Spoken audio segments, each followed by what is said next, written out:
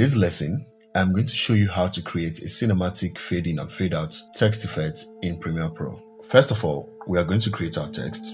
After creating and formatting your text, you're going to head over to Effects and search for Linear Wipe. And then you're going to click and drag the Linear Wipe effect onto the text on the timeline twice. And then when you head over to the Effects controls, you're going to have two Linear Wipe effects. There's the first one and then there's the second one. Now on the first one, you're going to add a keyframe to transition completion and then set the value to 100 and then wipe angle -90 and then set feather to 900.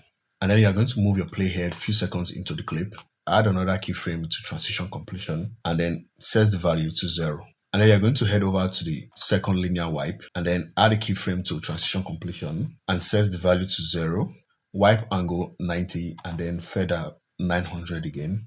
And then you're going to move a few seconds into the clip, add another keyframe to transition completion and then set the value to 100. Now when I play this back, you have a nice fade in and fade out effect. If you find this video helpful, be sure to give it a like and also do want to subscribe to the channel. Thank you.